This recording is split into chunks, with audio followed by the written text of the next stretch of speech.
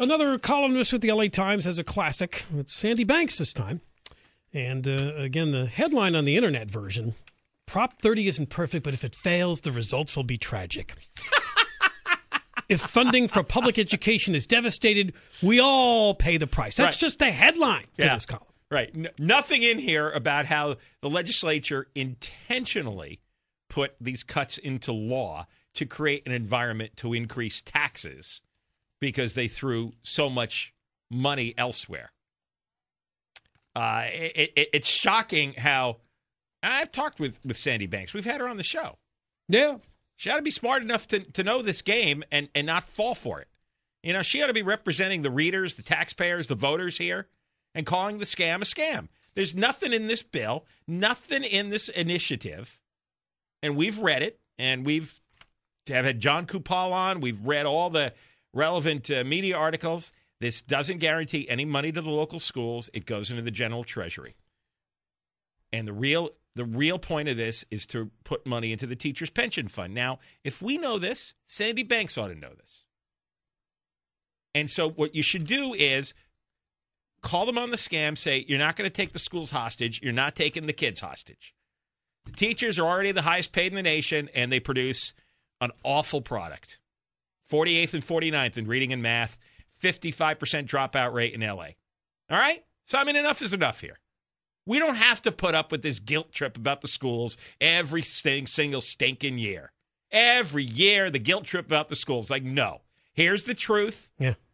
That period. End of story. And you know what? Go vote for Molly Munger's thing if you want to give more money. Plus, she's brought into the big lie. They are purposely holding the schools hostage to get you to raise your taxes. Research says it's the best card to play in the deck. What are you going to do? Say, save the prisons? Really? Save the social service programs? It's not going to work. How do you save the children? Remember, all this money ends up in the spending beast in Sacramento, the general fund pile. Don't be fooled by anything else over this $6 billion. It's all a lie. Why doesn't Sandy Banks explain how we ended up with the highest income tax, highest sales tax, highest gas tax in the nation, and we don't have enough money? And don't tell me about Prop 13. Because Prop 13 actually brings us a tremendous amount of money, and we're pretty high up on the property tax list, too. Remember the other side of this, too. They could cut pay for teachers. They could cut benefits, pensions, and all those things, but they can't. The union beast is too strong. So instead, they hold out the horror stories of shortened school years and furloughs. And let's lay off the new teachers that don't have the tenure because we can't change those laws either. Let's get rid of the good, young, hungry teachers. Whenever there are layoffs, that's who goes out the door. I remember a couple of years ago, I looked this up, and maybe the numbers have changed slightly, but you'll get the point. You could give California teachers, LA teachers a 20% pay cut, and they'd still be the second highest paid in the country. That's how much money they make. 80% of the budget goes to salary, health care, pension benefits for teachers, administrators, and staff. And the teachers are the lion's share of that. So, Sandy, you go look it up. If they're getting 80% of the money, and they're the highest paid, and we're 48th and 49th in the state, and we got a huge dropout rate in L.A., you tell me what the issue is here. Not enough tax money, highest sales tax, highest income tax, highest gas tax. Really? We're not paying our fair share? I'm just sick of this crap. And all these facts are there. They're true. You never hear anybody saying otherwise. Does anybody say, no, John and Ken, we're not the highest sales tax state in the nation? Yes, we are. Nobody says, no, we're not one of the highest income tax. Nobody ever refutes this. Nobody ever refutes that they're the highest paid teachers. Nobody ever refutes that the dropout rate's enormous in L.A. Nobody refutes that the test scores are horrible. I mean, if it's not the teacher's fault, whose fault is it?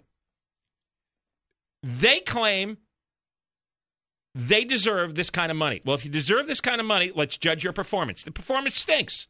The performance is terrible. So let's balance the budget and give everybody a 20% pay cut.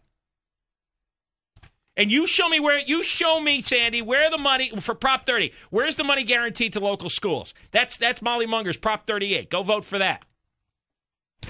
You know, I'm tired of this. This is simple facts. I'll grant you. You want to go and vote for more money for schools, then go to Molly Munger's Prop 38. This one is false. There ought to be a headline in the LA Times tomorrow. Maybe Sandy Banks ought to write the column and say, Jerry Brown is lying. Yeah, somebody should write that. Who's going to write that? Play the piano. Let's read some of this Sandy Banks column here. It's the kind of education news that never makes headlines. Dozens of teachers and principals from both charter and district-run schools across the Southland gathered last weekend at Loyola Marymount University to talk about what's working in the classroom. The ideas were eye-opening, a mix of innovation and common sense, data analysis and gut-level grit, and so is the energy. But the celebration couldn't mask the sense of desperation in the room. California's public schools are on life support, and the breathing tube may be yanked out soon. 5 weeks from now, California voters will decide whether to dig deeper into their pockets to help schools and universities stumble through this make-it-or-break academic year? Really? Then she talks about the tax increases that are on the ballot. Moving ahead, though, she says, you can rail, as I have, about fat pay raises for college presidents, money-grubbing legislators, school district indifference, and union intransience.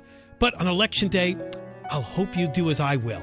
Hold your nose if you have to, but vote yes on Proposition 30. I hate that hold your nose cliche. You ought to lose your job at a newspaper if you do that. Every year, the editorial writers and the columnists at the LA Times say, hold your nose and vote for the tax increase. Hold this. I'm not holding my nose anymore. This is not a commercial for public education. Consider it a reality check. I've seen plenty in schools to criticize as a journalist and a parent, but I've also seen glimmers of hope that go beyond test scores, she puts rising in parentheses, access to college, she puts expanding in parentheses, and attitude, she puts improving in parentheses. Wait a second. What? She says test scores are rising. Prove that.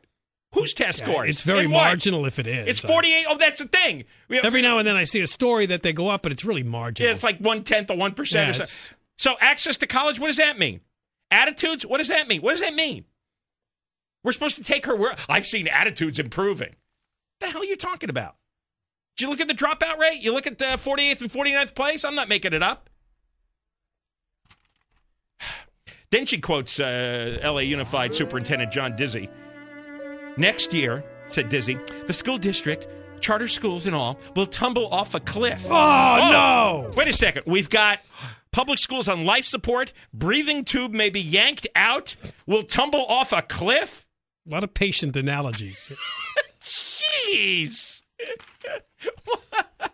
And the rest of the quote, and after that, I try to stay away from hyperbole, but that would be the end of public education in California. The end. No more schools. No. What would they do with the $40 billion they're spending? Where does that go? I don't do we know get where that goes. back then? I have no idea. I have an idea. Just open up half the schools in L.A. and just let the half of the student population that's going to graduate, let them go to school. And we could save 50%. Now, here's the pathetic ending. Voters believe polls suggest that legislators and bureaucrats are nickel and diming schools to death.